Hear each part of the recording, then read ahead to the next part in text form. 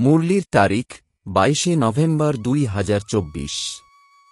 মুরলির শিরোনাম, বাবার শ্রীমতানুসারে চলাই হল বাবার প্রতি রিগার্ড রাখা, মনোমতে যারা চলে তারা ডিসরিগার্ড করে। প্রশ্ন, যারা গৃহস্থ ব্যবহারে থাকে, বাবা তাদেরকে কোন বিষয়টিতে বারণ করেন না কিন্তু একটি পরামর্শ দেন, সেটা কি? উত্তর, বাবা বলেন, বাচ্চা, অবশ্যই তুমি সকলের সম্পর্কে আসো, যদি কোনো কাজকর্মাদি অর্থাৎ চাকুরি করতে হয় করো, সম্বন্ধ সম্পর্কে আসতে হয় আসো, যদি রঙিন বস্ত্র পরতে হয় তাও পরো, বাবার এতে বারণ নেই। বাবা তো শুধু পরামর্শ দেন, বাচ্চা, দেহসহ দেহের সর্বসম্বন্ধের থেকে মোহমুক্ত হয়ে আমাকে স্মরণ করো। ওম শান্তি। শিব বাবা বসে বাচ্চাদের বোঝান অর্থাৎ নিজসম তৈরি করার জন্য পুরুষার্থ করান। যেমন আমি জ্ঞানের সাগর তেমন বাচ্চারাও তৈরি হোক। একটা তো মিষ্টি বাচ্চারাও জানে যে সকলেই এক সমান হবে না, প্রত্যেককেই নিজের নিজের পুরুষার্থ করতে হবে। স্কুলে তো অনেক স্টুডেন্টই পড়ে কিন্তু সকলেই তো এক সমান পাস উইথ অনার হয় না, তবুও টিচার পুরুষার্থ করায়। বাচ্চারা, তোমরাও পুরুষার্থ কর। বাবা জিজ্ঞাসা করেন, তোমরা কি হবে, অর্থাৎ কোন পদ লাভ করবে? সকলেই তখন বলবে যে আমরা এসেছি নর থেকে নারায়ণ, নারী থেকে লক্ষ্মী হওয়ার জন্য। সে তো ভালো, কিন্তু নিজেদের অ্যাক্টিভিটিজ অর্থাৎ কাজকর্মাদি দেখো, তাই না? বাবা হলেন সর্বোচ্চ, তিনি শিক্ষক আবার গুরুও। এই বাবাকে কেউ জানে না। বাচ্চারা, তোমরা জানো যে শিব বাবা আমাদের বাবাও, টিচারও, সদ্গুরুও। কিন্তু তিনি যেমন, ঠিক তেমনভাবে তাঁকে জানা মুশকিল। বাবাকে জেনে গেলেও ভুলে যায় তাঁর শিক্ষকতার রোল, তাঁর গুরুর রোল। বাবার রিগার্ডও বাচ্চাদের রাখতে হবে। রিগার্ড কাকে বলে? বাবা যা পড়ান তা ভালোভাবে পড়া অর্থাৎ বাবার রিগার্ড রাখা।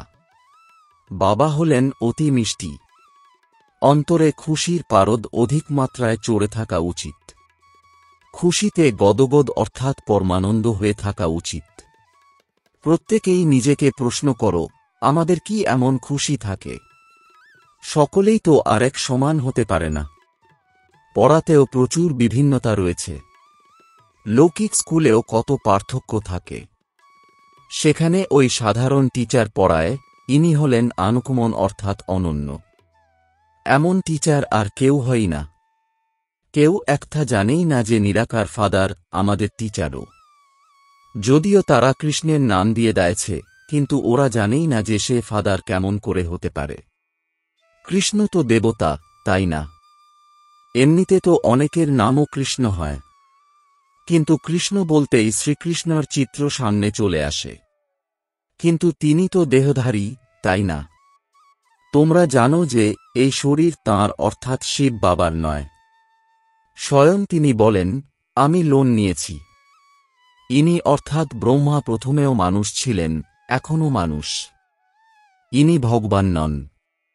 সে তো একজনই, নিরাকার তিনি। বাচ্চারা, বাবা এখন তোমাদের কত রহস্য বোঝান, কিন্তু তথাপি ফাইনালি তাঁকেই বাবা মনে করা, টিচার মনে করা তা এখনই সম্ভব হবে না, প্রতি মুহূর্তে ভুলে যাবে। দেহধারীদের দিকে বুদ্ধি চলে যাবে। কিন্তু প্রকৃতপক্ষে বাবাই পিতা, শিক্ষক, সদ্গুরু, এই নিশ্চয় বুদ্ধিতে এখনও আসেনি। এখনও তো ভুলে যায়। স্টুডেন্টস কি কখনো টিচারকে ভুলে যায়? হস্টেলে যারা থাকে তারা তো কখনোই ভুলবে না। যে স্টুডেন্ট হস্টেলে থাকে তার তো পাকা হয়ে যাবে, তাই না? এখানে তো তাও সম্পূর্ণ নিশ্চয় নেই। পুরুষার্থের নম্বরের ক্রমানুসারে হস্টেলে বসেছে, তাহলে তো অবশ্যই স্টুডেন্টস, কিন্তু এই নিশ্চয় এখনও পাকা হয়নি। তারা জানে যে সকলেই নিজের নিজের পুরুষার্থ অনুসারে পদ প্রাপ্ত করছে। ওই পড়াশোনার মাধ্যমে তো কেউ ব্যারিস্টার, কেউ ইঞ্জিনিয়ার হয়, ডাক্তার হয়। এখানে তোমরা বিশ্বের মালিক হচ্ছ। তাহলে এমন স্টুডেন্টের বুদ্ধি কেমন হওয়া উচিত? চালচলন, বার্তালাপ কতখানি সুন্দর হওয়া উচিত? বাচ্চারা, তোমরা কখনো বিলাপ করবে না। তোমরা তো বিশ্বের মালিক হও। তোমাদের হায় হুসেন, অর্থাৎ হায় ঈশ্বর বলে বিলাপ করা উচিত নয়। হায় হায় করা অর্থাৎ এ হল তারস্বরে কান্না। বাবা বলেন, যে কাঁদে সে হারায়, বিশ্বের সর্বোচ্চ রাজ্যভাগ্য হারিয়ে ফেলে। তারা বলে, আমরা নর থেকে নারায়ণ হতে এসেছি, কিন্তু চালচলন তেমন কোথায়? পুরুষার্থের নম্বরের ক্রমানুসারে সকলেই পুরুষার্থ করছে। কেউ ভালোভাবে উত্তীর্ণ হয়ে স্কলারশিপ পায়, কেউ আবার অনুত্তীর্ণ হয়ে যায়। নম্বরের ক্রমানুসারে তো হয়েই থাকে। তোমাদের মধ্যেও কেউ পড়ে, কেউ আবার পড়েও না। যেমন গ্রামের লোকেদের পড়তে ভালো লাগে না, ঘাস কাটতে যেতে বলো তখন আনন্দের সঙ্গে যাবে, সেটাকেই স্বাধীন লাইফ বলে মনে করে। এমনও অনেকে আছে যারা পড়াশোনাকে বন্ধন মনে করে। বিত্তবানদের মধ্যে জমিদাররাও কম নয়, নিজেদের স্বাধীন বলে ভাবতে পছন্দ করে। কম সে কমের নাম চাকরি তো নয়, তাই না? মানুষ তো অফিসাদিতে চাকরি করে, তাই না? বাচ্চারা, এখন তোমাদের বাবা পড়ান বিশ্বের মালিক করার জন্য, চাকরি করার জন্য নয়। এই পড়াশোনার মাধ্যমে তোমরা বিশ্বের মালিক হবে, তাই না? এ অতি উচ্চমার্গের পড়াশোনা। তোমরা তো সম্পূর্ণ স্বাধীন, বিশ্বের মালিক হয়ে যাও। কত সাধারণ কথা! এটাই একমাত্র এমন পড়াশোনা যার মাধ্যমে তোমরা সুউচ্চ মহারাজা মহারানী হয়ে যাও, তাও আবার পবিত্র। তোমরা বল, যে কোন ধর্মেরই হোক, এসে পড়াশোনা করু, তখন বুঝতে পারবে যে এই পড়া কত উচ্চমার্গের। বিশ্বের মালিক হও, এ তো বাবা পড়ান। তোমাদের বুদ্ধি এখন কত বিশাল, অর্থাৎ তীক্ষ্ণ বুদ্ধি হয়ে গেছে। পুরুষার্থের নম্বরের ক্রমানুসারে তোমরা এখন সসীম জগতের বুদ্ধি থেকে অসীম জগতের বুদ্ধিসম্পন্ন হয়েছ। কত খুশি থাকে, আমরা সকলে আবার অন্যদেরও বিশ্বের মালিক বানাব। বাস্তবে চাকরি অবশ্যই ওখানেও থাকবে, দাসদাসী ইত্যাদি তো চাই, তাই না? অশিক্ষিতরা শিক্ষিতের কাছে মাথা নত করবে। তাই বাবা বলেন, ভালোভাবে পড়ো, তাহলে তোমরা এমন হতে পারবে। তারা বলেও যে আমরা এমন হব, কিন্তু পড়া না করলে কিভাবে হবে? যারা পড়ে না, তাই তো বাবাকে অত্যন্ত রিগার্ডের সঙ্গে স্মরণও করে না। বাবা বলেন, যত তোমরা স্মরণ করবে, তোমাদের বিকর্ম তো বিনাশ হবে। বাচ্চারা বলে, বাবা তুমি যেভাবে চালাবে। বাবাও এনার দ্বারাই তো ওনার মত দেবেন, তাই না? কিন্তু এনার মতো গ্রহণ করে না, তাও বস্তা পচা মনুষ্যমতেই চলে। তারা দেখেও যে শিব বাবা এই রথ দ্বারা মত দেন, তথাপি নিজের মতেই চলে। যে মতকে পাই পয়সার করিতুল্য মতো বলা যায়, সেই মতানুসারে চলে। রাবণের মতানুসারে চলতে চলতে এই সময় করিতুল্য হয়ে গেছে। এখন পরমাত্মা অর্থাৎ রাম শিব বাবা মত দেন, নিশ্চয়ই বিজয়, এতে কখনো ক্ষতি হবে না। লোকসানকেও বাবা লাভে পরিণত করে দেবেন, কিন্তু তা নিশ্চয় বুদ্ধিসম্পন্নদের জন্য। সংশয় বুদ্ধিসম্পন্নরা ভিতরে ভিতরে বাধাপ্রাপ্ত হবে। নিশ্চয় বুদ্ধিসম্পন্নদের কখনো বাধা আসতে, কখনো ক্ষতি হতে পারে না। বাবা নিজেই গ্যারান্টি করেন, শ্রীমতানুসারে চললে কখনো অকল্যাণ হতে পারে না। মনুষ্যমতকে দেহধারীদের মতো বলা হয়। এখানে তো সবই মনুষ্যের মতো। গায়নও করা হয় মনুষ্যমত, ঈশ্বরীয় মত আর দৈবী মত। এখন তোমরা ঈশ্বরীয় মত পেয়েছ, যার দ্বারা তোমরা মানুষ থেকে দেবতা হয়ে যাও। ওখানে স্বর্গে তোমরা সুখী পাও। ওখানে কোন দুঃখের কথাই নেই, সেটাও স্থায়ী সুখী। এই সময় তোমাদের সেটাকে ফিলিংয়ের আনতে হবে, তবেই ভবিষ্যতে ফিলিং হবে। এখন এ হল পুরুষোত্তম সঙ্গম যুগ, যখন আমরা শ্রীমত পাই। বাবা বলেন, আমি প্রতি কল্পে কল্পের সঙ্গম যুগে আসি, তা তোমরাই জানো। তাঁর মতানুসারে তোমরা চলো। বাবা বলেন, বাচ্চারা, গৃহস্থ ব্যবহারে অবশ্যই থাকো। কে বলেছে তোমাদের বস্ত্রাদি বদল করতে? অন্য বস্ত্র চাইলে পরিধান করো। অনেকের সম্পর্কে তোমাদের আসতে হয়, রঙিন বস্ত্র পরার জন্য কেউ বারণ করে না। যে কোনো বস্ত্র পরো, এর সঙ্গে কোনো সম্পর্ক নেই। কিন্তু বাবা বলেন, দেহসহ দেহের সর্বসম্বন্ধ পরিত্যাগ করো। তাছাড়া সবকিছুই পরো। শুধু নিজেকে আত্মা নিশ্চয় করে বাবাকে স্মরণ করো, একে দৃঢ়তার সাথে পাকা করো। তোমরা একথাও জানো যে আত্মাই পতিত আর পবিত্র হয়। মহাত্মাকেও মহান আত্মা বলবে, মহান পরমাত্মা বলবে না। আর বলা শোভাও পায় না। বোঝার জন্য কত ভালো ভালো পয়েন্টস রয়েছে। সকলকে সদ্গতি প্রদান করা সদ্গুরু তো একজনই, তিনি বাবা। ওখানে কখনো অকাল মৃত্যু হয় না। বাচ্চারা, এখন তোমরা বোঝো যে বাবা আমাদের পুনরায় এমন দেবতা বানাচ্ছেন। পূর্বে একথা বুদ্ধিতে ছিল না। কল্পের আয়ু কত, এও তো জানা ছিল না। এখন সমস্ত স্মৃতিতে ফিরে এসেছে। বাচ্চারা এও বোঝে যে আত্মাকেই পাপ আত্মা, পুণ্য আত্মা বলা হয়। পাপ পরমাত্মা কখনো বলা হয় না। আবার তাও যদি কেউ বলে যে পরমাত্মা সর্বব্যাপী, তাহলেও তা কত বুঝের মতো কথা। একথা বাবাই বসে বোঝান। এখন তোমরা জানো যে ৫,০০০ বছর পরে বাবাই এসে পাপাত্মাদের পুণ্যাত্মায় পরিণত করেন। একজনকে নয়, সব বাচ্চাদের তৈরি করেন।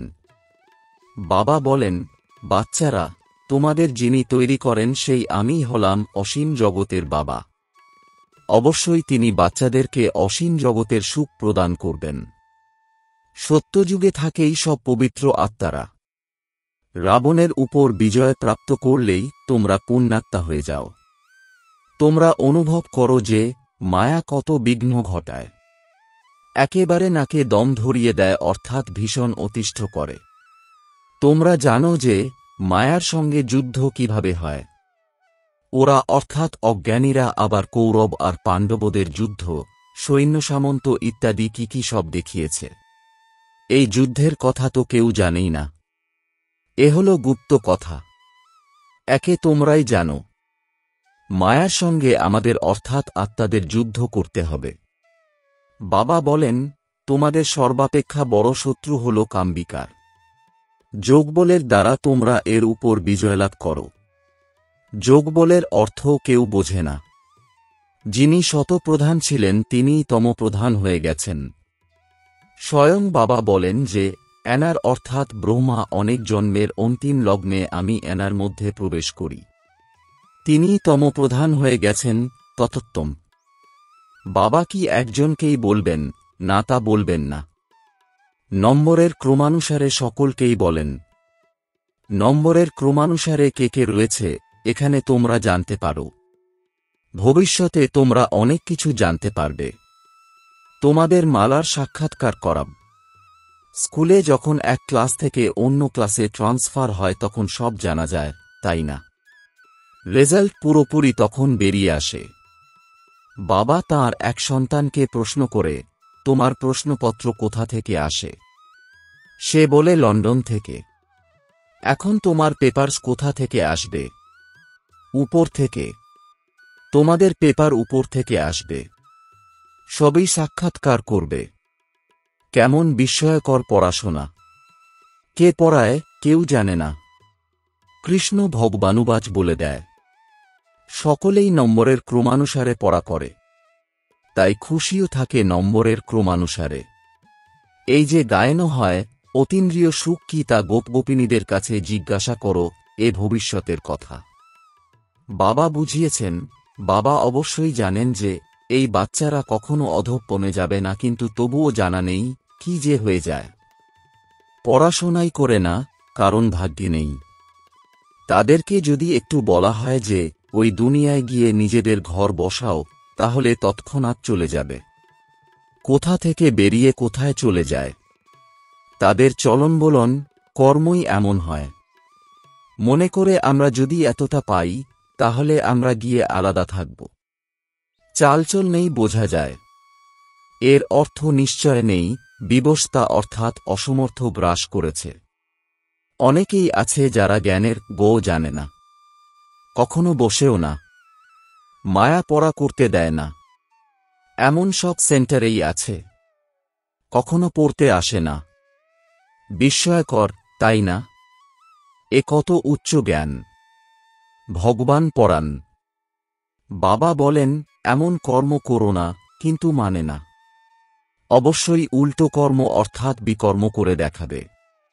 রাজধানী স্থাপিত হচ্ছে, তাতে তো বিভিন্ন প্রকারের মানুষ চাই, তাই না? উপর অর্থাৎ উচ্চপদ থেকে নিয়ে নিচে অর্থাৎ নিম্নপদ পর্যন্ত সব রকমেরই তৈরি হয়। পদের পার্থক্য তো থাকে, তাই না? এখানেও নম্বরের ক্রমানুসারেই পদ প্রাপ্ত করে।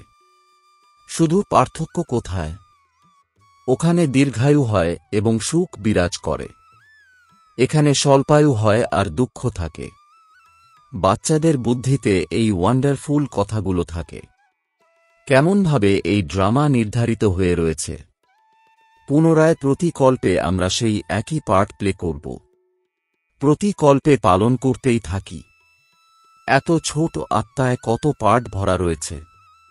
একই ফিচার্স অর্থাৎ আকৃতি বা চেহারা, একই অ্যাক্টিভিটি। সৃষ্টির এই চক্র আবর্তিত হতেই থাকে। যা পূর্বনির্ধারিত তাই ঘটে চলেছে। এই চক্র আবারও রিপিট হবে। শতপ্রধান, শত রজ তমতে আসবে। এতে বিভ্রান্ত হওয়ার কথা নয়। আচ্ছা, নিজেকে আত্মা মনে করো কি? আত্মার পিতা শিব বাবা, এটা তো জানো, তাই না? যে শতপ্রধান হয় সেই আবার তমপ্রধান হয়ে যায়। পুনরায় বাবাকে স্মরণ করো, শতপ্রধান হয়ে যাবে। এ তো ভালো, তাই না? ব্যাস এই পর্যন্তই থামিয়ে দেওয়া উচিত। বলো যে অসীম জগতের বাবা এই স্বর্গের উত্তরাধিকার অর্থাৎ বর্ষা দেন। তিনিই পতিতপাবন। বাবা নলেজ দেন, এর মধ্যে শাস্ত্রাদির কোনো ব্যাপার নেই। শুরুতেই শাস্ত্র কোথা থেকে আসবে? এসব যখন অনেক হয়ে যায় তখন পরে বসে শাস্ত্র রচনা করে। সত্যযুগে শাস্ত্র থাকে না। কোনো কিছুই পারম্পরিক হয় না। নামরূপ তো পরিবর্তিত হয়ে যাবে। আচ্ছা, মিষ্টি মিষ্টি প্রশিক্ষার্থী বাচ্চাদের প্রতি মাতা পিতা, বাপদাদার স্মরণের স্নেহসুমন আর সুপ্রভাত। আত্মাদের পিতা তাঁর আত্মারূপী বাচ্চাদেরকে জানাচ্ছেন নমস্কার। ধারণার জন্যে মুখ্য সার এক, কখনো হায় হায় করে বিলাপ করা উচিত নয়।